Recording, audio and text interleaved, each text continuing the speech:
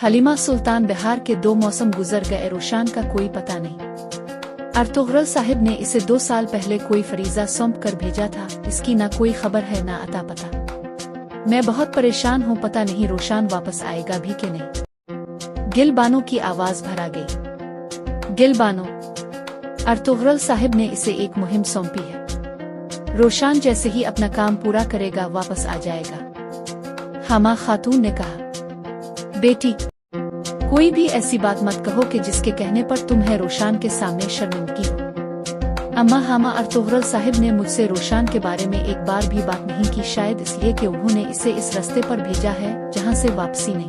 बेटी, हमने अपने वतन के लिए, अपने कबीले के मुस्तकबिल के लिए क्या किया, कुर्बानियां नहीं दे क्या इससे पहले हमने अपने बेटों को कुर्बान नहीं किया?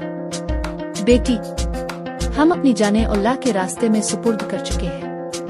हामा खातून ने इसे समझाते हुए कहा, माजरत अम्मा हामा, हम किस मुस्तकबिल की बात कर रहे हैं? क्या हमने अपने कबीले के 2 टुकड़े इसलिए किए थे कि हम यहाँ भूख से मर जाएं? गिल बानो के लीजे में जोहर था। बस गिल बानो, मैं तुम्हें कबीले में बगावत का ये जहर नहीं भरने दूंगी। अगर तुमने ऐसी कोशिश की तो आदाल रखना, मैं तुम्हें अपने हाथों से मजा दूंगी। हलीमा सुल्तान ने इसे डांटा। हलीमा सुल्तान, मैंने जो कहा ये सच है। आप इस सच को जज्बाती बातों का कितना ही खूबसूरत लिबास पहना दें, सच तो बहरहाल सच है। हकीकत यही है कि हमें इस हिजरत से भूख के अलावा कुछ नहीं मिला। गिल बानो ने तीखे लहजे में कहा, तुम जा सकती हो। इससे पहले कि हलीमा कुछ कहती, हामा खातून ने गिल बानो को जाने का इशारा किया। इसके जाने के बाद वो बोले, गिल बानो रोशान की वजह से परेशान है, इसलिए ऐसी बातें कर रही है। मेरी बच्ची, हम बहुत अरसे से मुश्किल में हैं, ये मुश्किलात अमन की पेशरू है। रात के बाद आजाला लाजमी है इंशाअल्लाह। मुश्किलात की ये काली रात जल्द खत्म होगी, अमन और खुशहाली का सूरज जल्द ही तल्ला होगा इंशाअल्लाह। उम्मी जान, उन हालात में तुम्हें साबित कदम रहना होगा। तुम कबीले की खातून अव्वल हो और अर्तुगरुल का दायां बाजू भी। तुम कबीले के तमाम बच्चों की माँ हो। तुम्हारा रूह सब के साथ बहुत ही शफीक और नर्म होना चाहिए।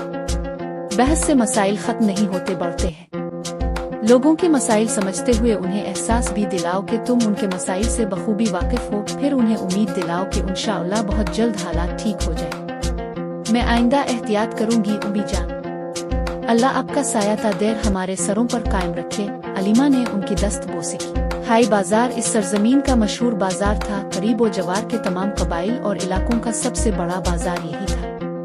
जिस वक्त अर्तुगरुल अपने साथियों के हमर वहां पहुंचा तो मुहत कद का एक अजीब और गरीब हुलिये का शख्स अलिफाविन पर बैठा ऐलान कर रहा था, ए ईसा अलीम के मानने वाले, ए मूसा अलन्यौम के जला वतन ताजिर हो, ए मोहम्मद सलीम के बहादुर जंगजुआ। ऐलान करने वाला बाजार में मौजूद तीनों मज़ाहिब के पैरोकारों को पुकार रहा था। इसकी पुकार सुनकर तमाम लोग उसकी तरफ मुतवज्जे हो गए थे। उन्होंने सुना वो बुलंद आवाज में कह रहा था, बाल बाजार के मालिक, सीमून की तरफ से आपको इस मुबारक बाजार में खुश आमदीद। सीमून की दुआ है कि हाई बाजार की तिजारत आपको मजबूत करे, आपके थैलों को मजीद सोने से भर दे। इसी मून आपकी अशिया की कदर बढ़ाकर इसे दागन्ना चौगन्ना मुनाफा में फरोख्त करना चाहते हैं।